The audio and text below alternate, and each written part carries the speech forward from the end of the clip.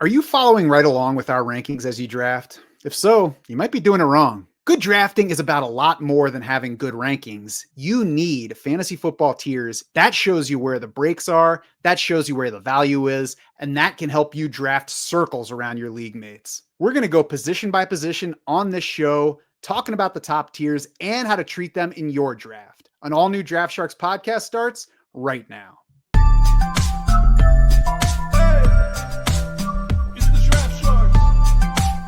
Matt Schaff and Jared Smola of DraftSharks.com here to talk fantasy football tiers. And Jared, so much more attention gets paid to fantasy football rankings than tiers, but the tiers might even be more important. Obviously, the rankings matter, but tiers really show you where the separation lies between packs of similar players, especially by position. And it can not only help you figure out which players to target, but even help direct when to draft certain positions as you go, right? Tiers are incredibly important. I think if you're not using tiers in your draft, you're missing out on value. Now, I was thinking about this too, prepping for the show. If you made me pick, like, you can have player rankings and projected points, but no tiers, or you can have tiers without players ranked within those tiers. I honestly think I'd pick the tiers because. And you really see this when you do projections that fuel rankings, which we obviously do.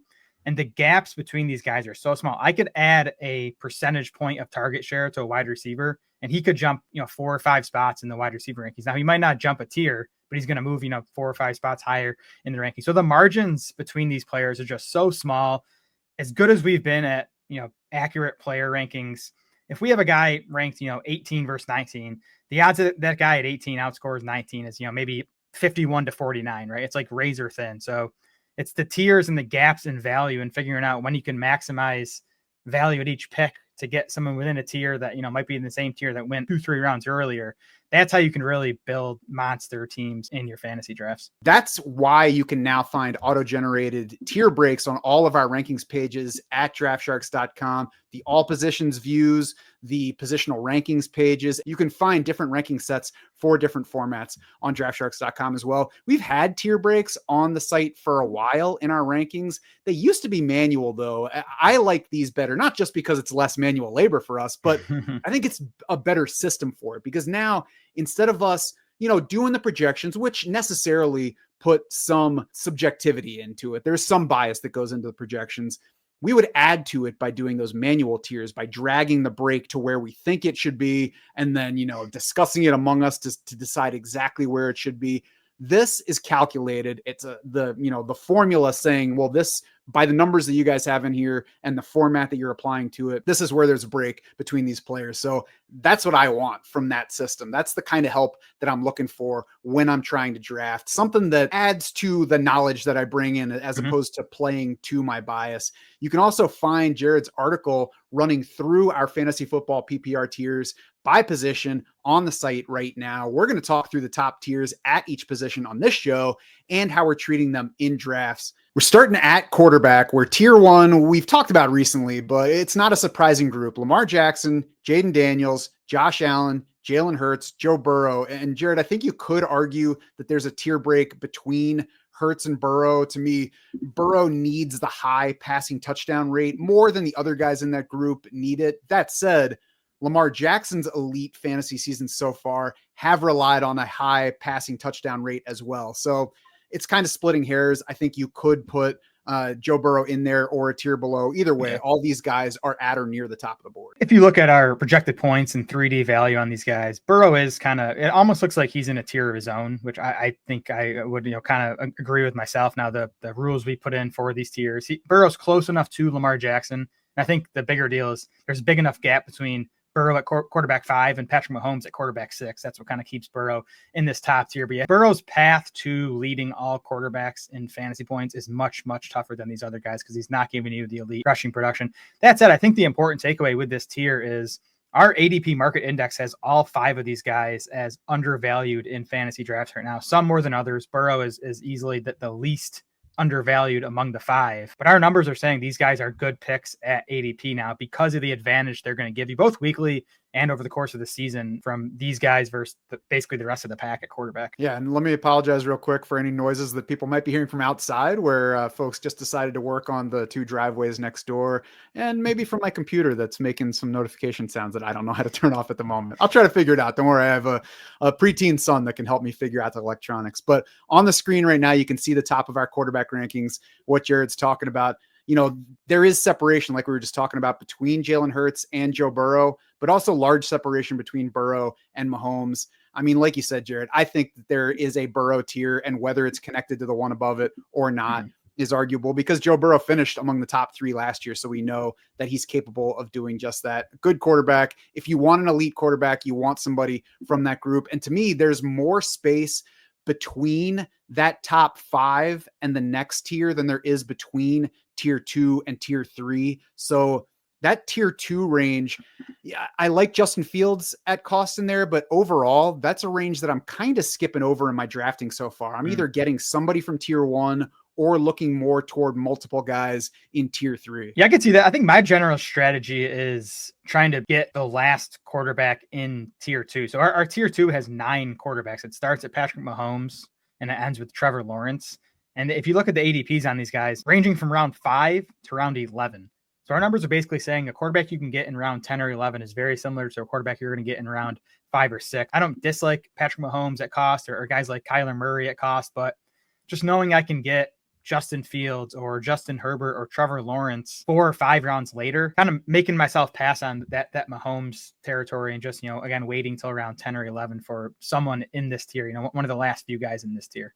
Yeah, Mahomes to me is the one guy that I worry about, that they finally put everything together. Like they tried to significantly upgrade wide receiver last year, and then they had the Hollywood Brown injury. They had the Rashee Rice injury. And if all of that is together this year, I think there's a chance that we get a real Mahomes turnaround. And, turnaround's kind of a funny term because it's not like he's been struggling, but I think that's the piece that could give us an elite Patrick Mahomes season where, he could start looking a lot more like Joe Burrow again versus what we got the past couple of years. But, that said, I have not been targeting him too heavily, in part because you do have to pay up to get either Rice or Xavier Worthy in drafts right now. Yep, agreed. We're on to running back now. In tier 1, Bijan Robinson, Saquon Barkley, Christian McCaffrey, Jahmyr Gibbs. These are the PPR tiers. Again, it's going to differ a bit by format. As I said, you can find the different formats on DraftSharks if you play a specific format outside of PPR more commonly.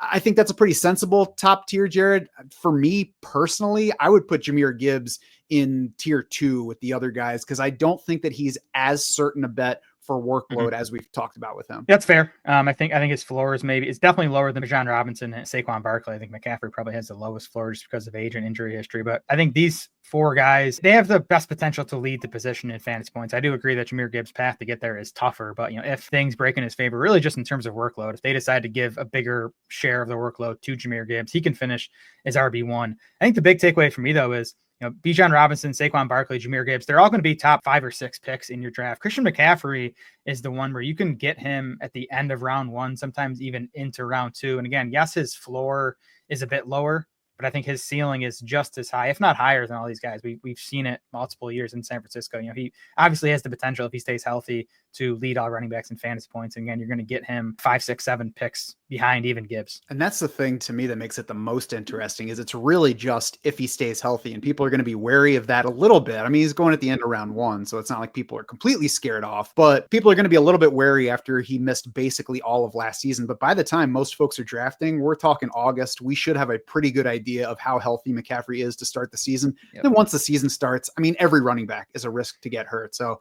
I think there's a chance that we could look back on McCaffrey as being one of the players that people had to have at the price that he's going. Tier 2 at the moment, Ashton Genty, Jonathan Taylor, Devon Achane, Derrick Henry. Like I said, I would put Jahmyr Gibbs in this tier. Could be splitting hairs exactly where he belongs in there. What do you think of that second tier and maybe anything beyond it, Jared? Yeah, I think the guys in this tier, in tier 2, they all have an outside chance to even lead the position in fantasy points thanks to their strong volume projections. And for a lot of these guys like JT and Derrick Henry, and even Genty. A lot of that comes in terms of rushing. With Achane, it's more, the big target volume, but we know that matters too. That can, push a guy to the top of the position. I think these four just come with more question marks than the guys in tier one, whether it be, just inexperience for Ashton Genty, supporting cast for, Jonathan Taylor with the quarterback situation, age for Derrick Henry, size for Devon Achane. So the floors aren't quite as good, but the upside I think is similar. And all four of these guys can be had in round 2 of most drafts. Genty, not so much, but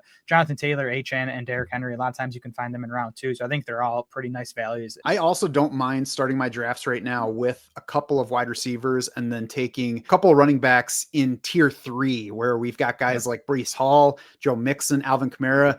To me, Mixon and Kamara are a little bit comfier for me at cost right now, just because I don't know yet what the Jets coaches are going to do with Breece Hall's workload. I think talent-wise, I like betting on Breece Hall at his depressed ADP, but I'm a little bit wary that the new coaches are going to spread the work around there and make it more frustrating. But, that group altogether and the prices that you can get them at makes me comfier taking 2 high-level wide receivers and then knowing that I can get 2 potentially high-level running backs still. Yeah, agreed. And it's interesting that, look at our rankings, and it's Breece Hall, Joe Mixon, and Alvin Kamara topping this tier. They are 3 of the 4 latest in terms of ADP. You have Josh Jacobs and Bucky Irving going basically 2 full rounds ahead of Joe Mixon and Alvin Kamara. So Jacobs and Bucky Irving are guys I'm not getting a lot of because, again, we talked about it. I can get similar production a round later in Breece Hall or 2 rounds later in Joe Mixon and Alvin Kamara. So I'm with you, Matt. Mixon and Kamara are 2 targets for me. And then Breece Hall, definitely someone I want some shares of because I believe the upside is still, maybe even tier 2 level upside on Breece Hall. That's why we do this whole tier thing. If you've listened to me badmouth Jahmyr Gibbs for a couple shows now and you think I'm being stupid about it, then please feel free to let us know in the comments on YouTube, on Spotify, even on the Draft Sharks subreddit. You can find the link for that in the show notes below. Moving on to wide receiver, where tier 1 is Jamar Chase, of course, coming off of his big season, CeeDee Lamb, Puka Nacua, and Justin Jefferson. Jared, what is the difference between those 4 and tier 2, which is Malik Neighbors, Nico Collins, and Brian Thomas Jr. for PPR? For me, the guys in tier 1, they check 3 boxes: elite talent, strong, reliable offenses, and big target volume. I think the guys in tier 2, Malik Neighbors, Nico Collins, Brian Thomas, kind of similar to how we talked about with the tier 2 running backs. I think the ceiling on Neighbors, Collins, and Thomas is similar. I think there's just a few more questions with those guys that make the floors a bit lower. I think with Malik Neighbors, obviously it's quarterback play. Nico Collins, maybe quarterback play if you're worried about CJ Stroud bouncing back. I'm not as much, but I have some durability concerns with Nico Collins. I was just writing up his player profile last week, and he's had a bunch of lower body, soft tissue type injuries. So I think he's a bigger injury risk than a lot of these other guys at the top of the wide receiver rankings. Brian Thomas Jr. concerns would be, again, quarterback play. Maybe, again, I still believe in Trevor Lawrence, but it's a bit of a question. And then he obviously adds Travis Hunter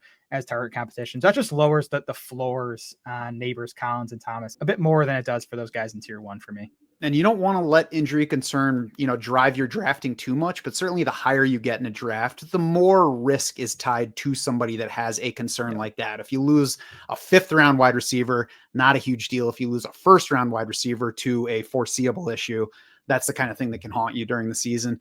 I mentioned the top 2 tiers. Tier 3 looks kind of similar to what tiers 1 and 2 have been, especially like last year. We've got Amon-Ra St. Brown, AJ Brown, T. Higgins, Drake London, Tyreek Hill. So I think if you look at that group, what separates that from the guys that we already mentioned is primarily like what happened last year, I guess. Like it's lowering some of their projected numbers. It enters, some level of concern for them. Tyreek Hill's coming off a pretty iffy year, kind of usage-wise and production-wise. His whole offense was a little bit down. Amon-Ra St. Brown has a more crowded offense. That was masked a little bit by some positive touchdown luck for him last year. Might be in for some regression this year. So this group, I think, is close to the others, but maybe with just a slightly bigger question, maybe a slightly lower ceiling, but still plenty of ceiling to these guys. I think from these 3 groups, or maybe even looking down to tier 4, I want to get 2 wide receivers from these top 4 tiers in my drafts right now. Yeah, I'm with you. I would include tier 4 in there. So these tier 3 guys, I think they have like pretty significant roadblocks to like leading wide receivers in fantasy points, or even kind of contending with those guys in tier 1. Now that said, I think all 5 of these guys are good bets for wide receiver 1 level production. 2 that stand out to me, the 2 cheapest, T. Higgins and Tyreek Hill, often go in round 3 of fantasy drafts. I think both those guys are excellent picks, capable of returning round 2 value pretty easily. And again, you're getting them in round 3. I think AJ Brown is also a slight undervalue, especially especially for best ball usage. I think his missed time last year is kind of overshadowing that he was still scoring at the same per game rate as he did previously. And ultimately, we got less passing from Jalen Hurts last year than we did previous years. Maybe it was because of the injuries to his wide receivers. Maybe not. We'll see about that this year. But either way, very productive when they were on the field. And I think that you can get AJ Brown and Jalen Hurts together at a lower cost than you could a year ago with just as much upside. Yeah, I think the big thing with Philly is, can Saquon Barkley be that good again? Can just they be that good again? And if not, you're going to get more passing volume. And that could definitely boost AJ Brown up at least one tier. Yeah, I think that's a good reason to buy into it. Is Saquon Barkley likely to be that good again? Definitely not. I mean, it was a near historic season, depending on what measure you're looking at, maybe a historic season. And it's always a good bet that something historic is not going to go quite as well the next year. Something that's that run heavy, not likely to go that way the following year. So I think that creates at least a slight value proposition on the Philly passing game, which we've already seen pay off in the past. Closing out with tight end, we're tier one, not surprising, Brock Bowers, Trey McBride. No question really about the players or their roles here. They're just freaking expensive in drafts right now. Yeah, they are. And I'm curious to see where their ADPs go as we get, into July and into August, and we're not just like straight best ball draftings. Right now, I mean, Brock Bowers in these best ball drafts, he goes round one most of the time. I think, Trey McBride's price is more palatable. He goes mid, sometimes even late second round. To me, the opportunity cost is a bit lower there. Again, we're looking at running backs like Bucky Irving and Josh Jacobs, who I don't love. You can pass on, again, those, tier 3 wide receivers, and then get Tyreek Hill and T. Higgins in the third round. So McBride's more likely to be a draft target of mine, but yeah, you're kind of hoping for like a vintage Travis Kelce type season from these guys if you're taking them at ADP right now. Yeah, and I agree with Trey McBride being easier to draft. I think it's also a little bit easier to take that second tight end because the group right behind him is not quite as attractive to me as it was over the past 2-3 years, with Travis Kelce getting older, with Mark Andrews getting older, with TJ Hawkinson just like being different at this point coming off of his knee injury. So that whole group, I think that there's more space between what Trey McBride and Brock Bowers could do and what the guys right behind them could do. So tier 2 at the moment is just by himself, George Kittle, which whether we're talking football or life, I think George Kittle deserves his own tier.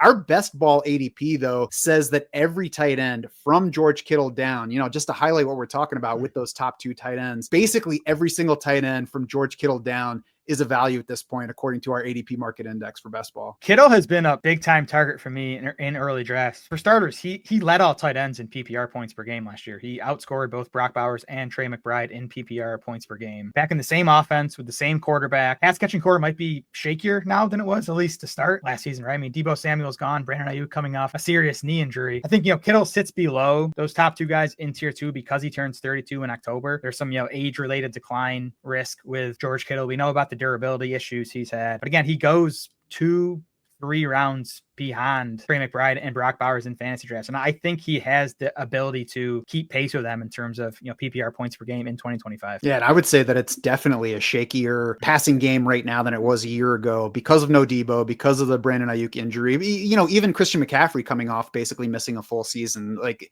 a year ago, it was like, yeah, George Kittle's really good, but they have all these guys. Now it's like, who's healthy? I mean, is Juwan Jennings going to be their top receiver? Is Ricky Pearsall going to break out? So it's a much different situation than it was a year ago. And of course, George Kittle, we've seen produce. He hasn't shown any signs of decline yet, getting older. So it's going to happen at some point, but no reason that we shouldn't believe in him yet.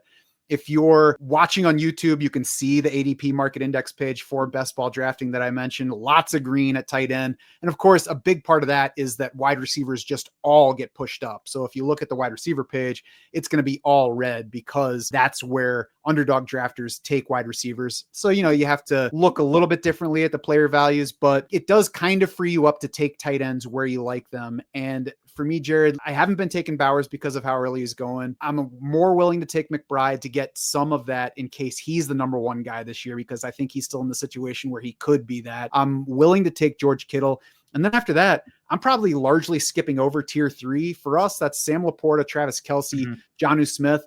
Like I'm taking Travis Kelce, but primarily because he's sliding past that point in ADP right now. So that makes him a target. Laporta, Jonnu Smith, I'm not really interested in. I mean, even within this tier, you have Kelce going a round or 2 behind Sam Laporta. So he's definitely the one I'm taking most of within this tier. To me, these tier 3 guys, they don't have too good of a chance to lead all tight ends in fantasy points or even fantasy points per game. But I think when you're getting into more lineup setting fantasy drafts, Laporta, Kelce, and Jonnu Smith, I think they're going to be comfortable weekly starters that you're not going to have to worry about working the waiver wire to find replacements. And I think they also have the upside to lead the position in fantasy points in any given week, right? They have that kind of weekly upside. They're not going to do it over the whole season, but in any week, I think these three guys could be tight end one. I think you're going to get something very similar out of from the next tier, David Njoku, Mark Andrews, Dalton Kincaid as those three guys, if they are going later. And really, I think what you can do is combine these tiers 3 and 4 and just wait and see what sticks around. That's been David Njoku, who we've been talking about before this. So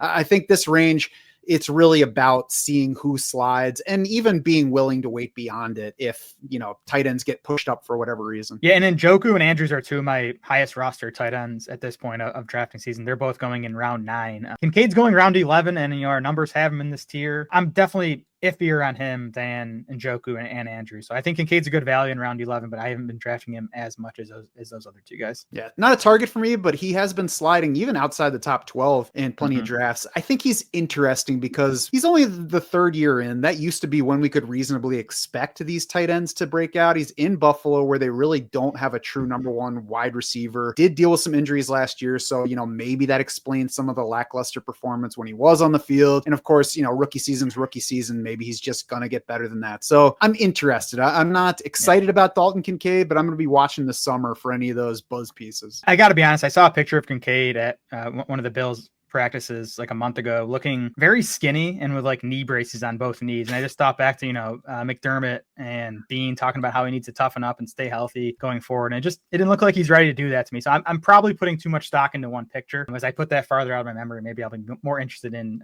drafting Dalton Kincaid. Is this like the Christian McCaffrey picture from like 5 years ago where it looked like he had lap band surgery, Yes. He had extra stomach fat hanging or something? Exactly. Yep. Same deal. So that's probably on me. So there you go. Watch out for too skinny Dalton braced. Kincaid with the Forrest Gump braces on. We'll see what happens this summer. You can find the fantasy football tiers for your format on the rankings pages at draftsharks.com right now. Better yet, sync your league to draftsharks.com and get rankings that are tailored to your actual scoring and league format. That will come complete with calculated player tiers for your format. And even if your draft isn't coming up for a while, you can go ahead and sync and you can run mock drafts right from that setup within your format. Play around with those fantasy football tiers, see what kind of roster that you can build through that draft, and you'll be set to crush your opponents by the time the real thing rolls around. No matter what format you are drafting, we want to be your unfair advantage.